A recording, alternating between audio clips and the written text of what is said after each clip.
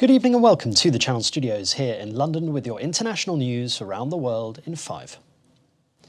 An investigation has found that the Myanmar military carried out a series of mass killings of civilians in July that resulted in the deaths of at least 40 men. Eyewitnesses and survivors said that soldiers, some as young as 17, rounded up villagers before separating the men and killing them. Video footage and images from the incidents appear to show most of those killed were tortured first and buried in shallow graves. The killings took place in July in 4 separate incidents in Kanai Township, an opposition stronghold in Saigang district in central Myanmar. Leftist candidate Gabriel Boric has won Chile's presidential election to become the country's youngest ever leader. Mr. Boric's victory prompted celebrations on the streets of the capital Santiago, with supporters waving flags and honking car horns. He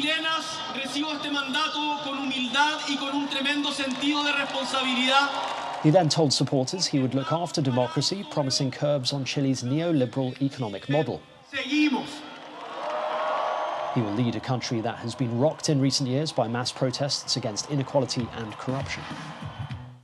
The Ethiopian military has regained control of the historic town of Lalibela from Tigrayan rebels. The move came amid an announcement by the Tigray People's Liberation Front that it is withdrawing from all areas in the Amhara and Afar regions. The TPLF said it took the decision to clear the way for a peaceful resolution to its conflict with the government. The conflict has caused a massive humanitarian crisis, with international mediation efforts having so far failed. Medics aligned with the Sudanese protest movement say one man was shot dead during yesterday's large-scale demonstrations. Hundreds of thousands of people marched to the presidential palace in Khartoum in protest against October's military coup.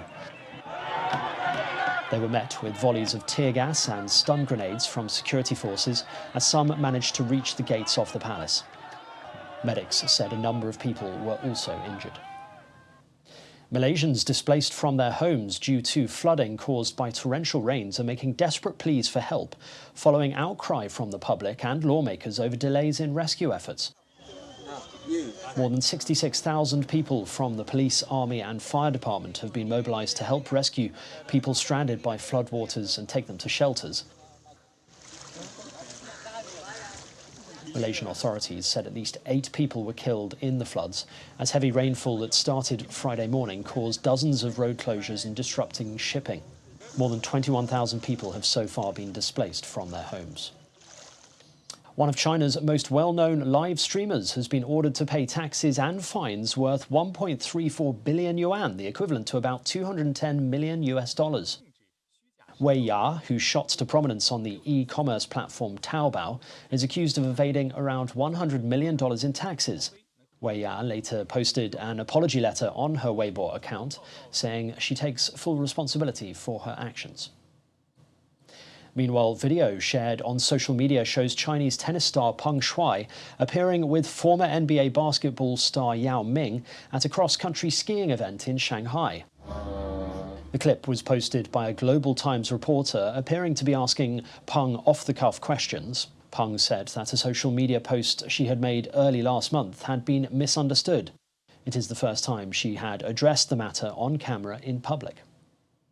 And finally, a Japanese billionaire has returned to Earth after a 12-day journey into space. There's a second crew member coming out. Yusaka Maezawa, a 46-year-old fashion magnate and art collector, has been in space for the past 12 days with his assistant Yozo Hirano and Russian cosmonaut Alexander Misurkin. He said he saw it as a dry run for his planned trip around the moon with Elon Musk's SpaceX in 2023. And that's your international news around the world in 5. Now back to the Channel Studios in Lagos.